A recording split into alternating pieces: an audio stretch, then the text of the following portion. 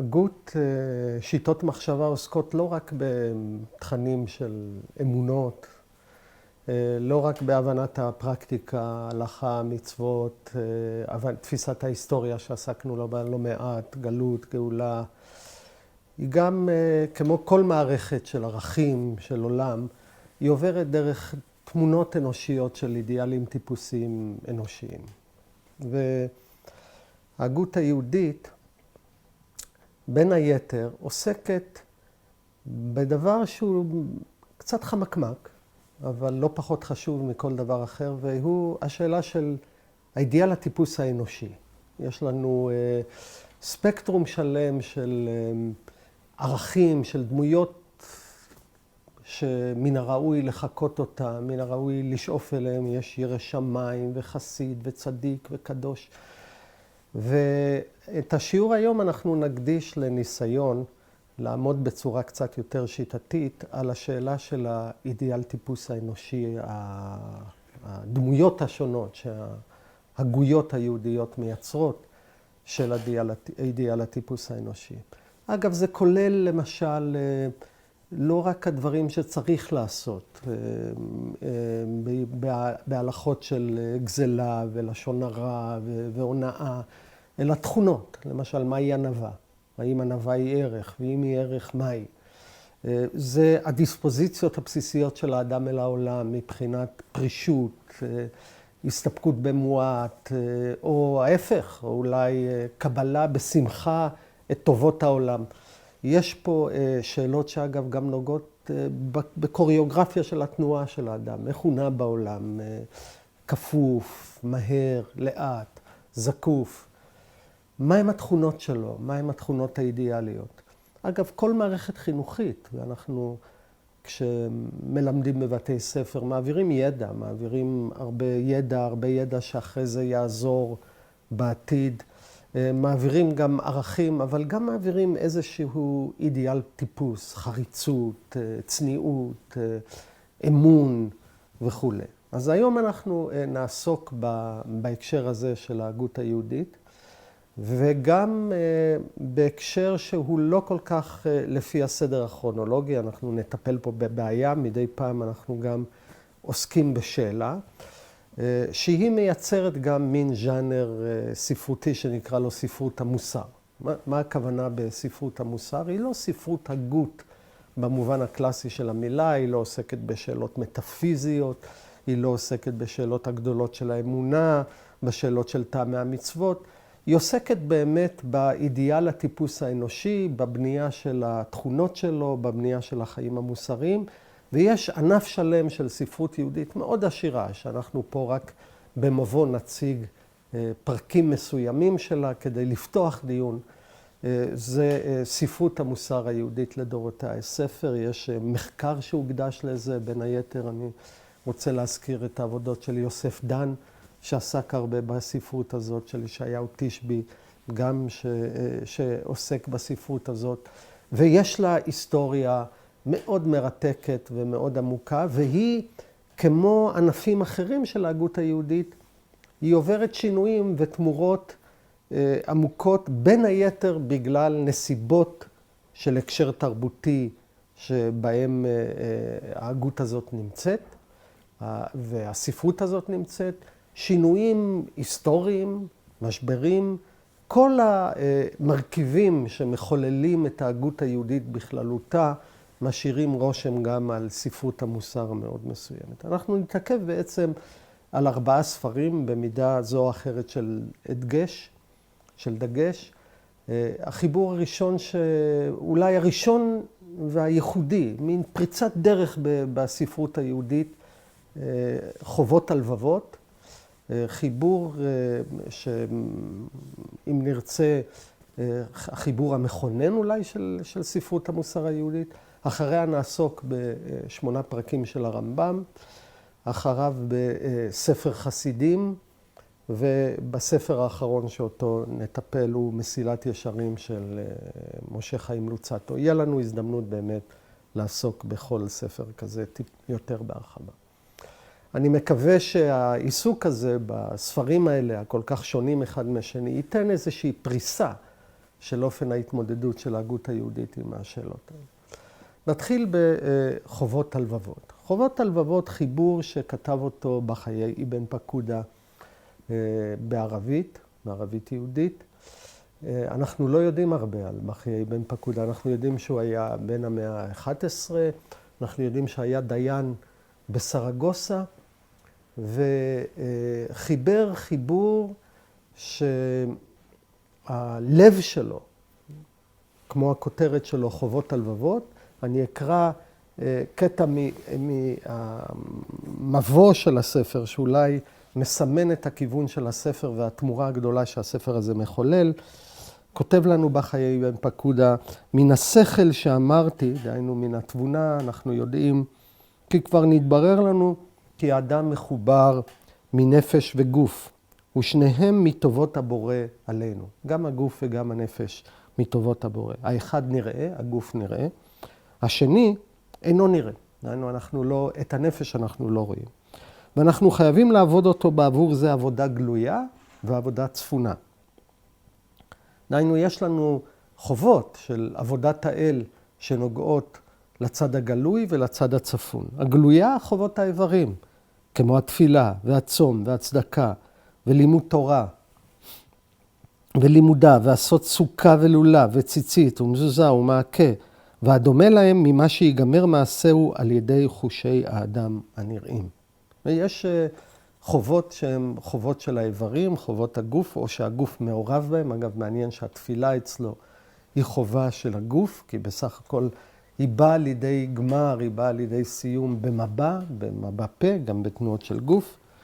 אך העבודה הצפונה היא חובות הלבבות, והוא שנייחד האל בליבותינו, ושנאמין בו ובתורתו, ושנקבל עבודתו, ונראה אותו, ונכנע מפניו, ונבוש ממנו, ונאהב אותו, ונפתח בו, ונמסור נפשותינו אליו, ושנפרוש מאשר ישנא, ושנייחד מעשינו לשמו, ושנתבונן בטובותיו, והדומה לזה ממה שיגמר במחשבת הלב ומצפונו, מבלי אברי הגוף הנראים ממנו.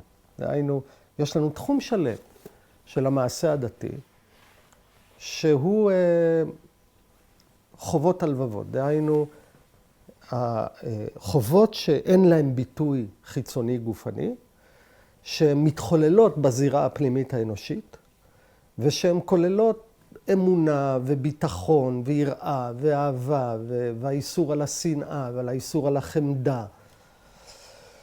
והספר הזה, המחבר אומר, אני מסתכל בכל הספרים של קודמיי, שעוסקים בדקדוק עצום בחובות האיברים, שיש להם פרטי פרטים של דיני ציצית ותפילין וסוכה ותקיעת שופר וכו', ואין ספר שהתייחד לחובות הלבבות. והספר הזה הוא מקדיש אותו בדיון שיטתי. אגב, יש לו פרקים מאוד מעניינים, בין היתר גם על תשובה. תשובה זה אירוע שבלב. הוא מקדיש דיון שיטתי לחובות שהן שייכות למרחב הפנימי האנושי. הדברים הצפונים, הדברים הנסתרים. מאוד מעניין שהספר הזה, חובות הלבבות, הוא לא רק השלמה של משהו שלא היה, הוא מפנה. והוא מפנה כי הוא הפנמה של חיי הדת. הוא בעצם העתקת המרכז של חיי הדת התלמודיים, אם נרצה, שהם מאוד קשורים לפעילות אנושית בעולם. הנורמות ההלכתיות מכוונות את האדם אל העולם. יש פה הסט של המרכז של חיי הדת פנימה, וההסט הזה כמובן הוא לא לגמרי בלתי תלוי בכניסה של התפיסה הפלטונית וההשפעה של העולם היהודי. אגב, כל מי שקורא את חובות הלבבות רואה את הפלטוניזם, את הנוכחות של הפלטוניזם שם נוכח. אגב, גם בכתבים של אבן גבירול, או דוגש שלא עסקנו בו מספיק, אבל מן הראוי להזכיר אותו, שגם כתב ספר בספרות המוסר, מהספרים הראשונים, תיקון מידות הנפש. יש זרם שלם של הפלטוניזם יהודי, או נאו-פלטוניזם יהודי. האנשים האלה שבהקשר של העולם הערבי, המוסלמי, שמאוד מושפע מהעולם האפלטוני, בהקשר של ספרות סופית, יש לה הדגשים עצומים על הפנמת חיי הדת, מייצרת מין זרם יהודי של הפנמת חיי הדת, וחובות הלבבות אולי הוא הטקסט המובהק שלו, שלא בא כאמור רק להשלים ולהגיד לך, בוא אני אספר לך מה הם חובות הלבבות. הוא בא להסיט את מרכז המעשה הדתי אל הנפש פנימה. ומאוד מעניין כשנוצרים פה בעצם איזה 3 דרגות של המעשה הדתי. האחד זה מעשה דתי שהוא נעשה כלאחר יד בלא כוונה.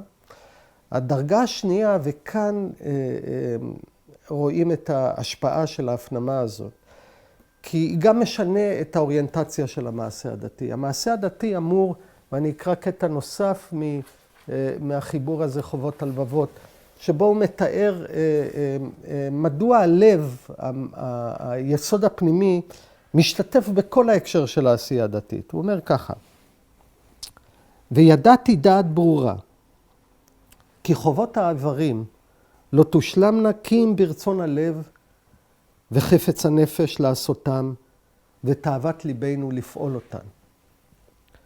ואם יעלה במחשבתנו, שאין ליבותינו חייבים לבחור בעבודת השם ולחפוץ בהם, יסתלק מעל איברנו חיוב המצוות שאנו חייבים בהם, מפני שאין מעשה נשלם בלי חפץ הנפש בו, וכיוון שנתברר כי הבורא חייב את איברנו במצוותיו, לא היה נכון להניח נפשנו וליבנו שהם מבחר חלקי עצמנו, שלא יחייבם בעבודתו כפי יכולתם, מפני שבהם גמר העבודה. הוא אומר 2 דברים. הוא אומר, בעצם, גם כשהמוקד של העבודה הזאת היא פעולה גופנית, מה שהופך אותה לעבודת האל, זה ההשתתפות הנפשית.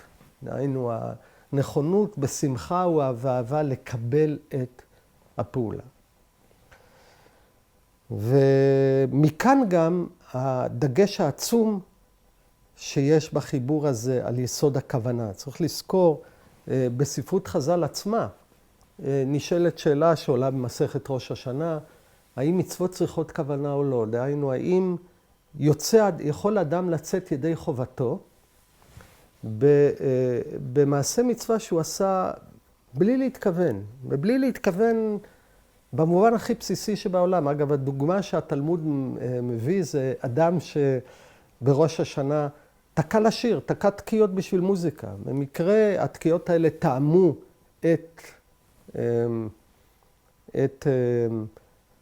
את הפעולה או את התנאים הפורמליים של תקיעת שופר, והתלמוד שואל האם האדם הזה צריך לחזור ולתקוע תקיעה או שהוא יצא ידי חובה. ויש תפיסה בהלכה שמצוות לא צריכות כוונה. דהיינו שעצם העשייה שלהם היא פותרת את האדם, מוציאה את האדם ידי חובתו.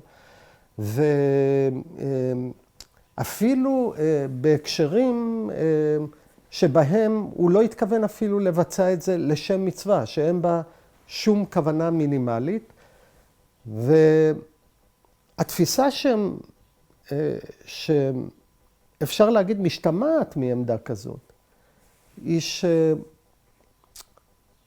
שעבודה דתית, המעשה הדתי, המשקל הגדול שלו הוא בפעולה ולא בכוונה שמוליכה אותו, כי אם מסתכלים על החיים האנושיים, ואנחנו אומרים, מה מרכז פעילותו של האדם? מרכז פעילותו של האדם הוא הרגלים שהוא לא צריך ללוות אותם בכוונה מיוחדת. זו תפיסה מאוד מעניינת. כן, בתלמוד, אותם דברים שאתה עושה, אם נרצה מתוך אוטומציה, מלמדים עליך הרבה יותר מאותם דברים שאתה עושה מתוך כוונת לב והשתתפות מסוימת, כי הם בעצם מראים שהפעולה עצמה כבר חדורה בך בלי התכוונות. כן, יש סיפורים די מפתיעים בתלמוד עצמו על כוונה בתפילה. היית אומר תפילה, וחלק מהפוסקים אומרים בצדק, הרשב"א אומר, למרות שאני אומר שמצוות אין צריכות כוונה בתחומים כמו שופר ולולב, כשאנחנו מגיעים לתפילה, לפחות בפרק הראשון של קריאת שמע, בפרשה הראשונה, בברכה הראשונה של תפילת 18, אדם צריך ללוות את התפילה הזאת בכוונה של פירוש המילים, הוא קורא קריאת שמע, הוא צריך לכוון לייחוד השם, לקבלת מלכות שמיים. אז יש עמדה שמבחינה את התפילה משאר הדיון של מצוות צריכות כוונה או לא צריכות כוונה, אבל יש לנו בתלמוד עצמו הערות מאירות עיניים, כן? בתלמוד הירושלמי מופיעים מספר אמירות מרתקות על כוונה בתפילה, והאמוראים, תלמידי החכמים בארץ ישראל, מעידים על עצמם ניסיונות כוונה כושלים בתפילה, והם אומרים, אחד מהם אומר, אני ניסיתי להתכוון בתפילה ומצאתי את עצמי סופר עריכים, לבנים. אני ניסיתי להתכוון בתפילה ומצאתי את עצמי שואל, האם כשאנחנו מגיעים לשליט, מי נכנס לפני מי, הרש גלותא או הפקיד שלו? אדם אחר אומר, ופה אולי המאמרה הכי אירונית ומרתקת בשאלות כוונה, אומר, אני מודה, אחד האמוראים אומר, אני מודה לעמוד השדרה שלי, שכשהוא מגיע למודים, הוא יודע לכרוע מעצמו. כן, יש לנו קטעים בתפילת 18 שבהם יש לנו חובה לכרוע, כן, אנחנו מגיעים למודים ויש קריאה כזאת. והוא אומר, אני בעצם נמצא על הטייס האוטומטי, והגוף שלי יודע לעשות את זה. זאת אומרת, יש לנו תפיסה, וצריך לראות שהיא לא טריוויאלית בכלל בתולדות הדת, ובטח לא בתולדות ההלכה והיהדות, שמוקד הפעולה הדתית הוא לא בלב, הוא הפעולה עצמה. וההפך, אפשר להגיד, מה שהאדם עושה לכאורה מעצמו, מה שהגוף שלו נענה לו מעצמו, הוא יותר מוטבע, הוא יותר מוטמע, האדם הוא סך פעולותיו. וכשמסתכלים בטקסט כמו בחיי בן פקודה, חובות הלבבות, רואים רגע בספרות המוסר היהודית, הוא אחד מהרגעים הראשוניים ביותר שלה, שבו יש תמורה של הפנמה של חיי הדת. חובות הלבבות, העיסוק בתהליכים הפנימיים, באופן שבו העבודה הדתית מעצבת את ההקשרים הנפשיים.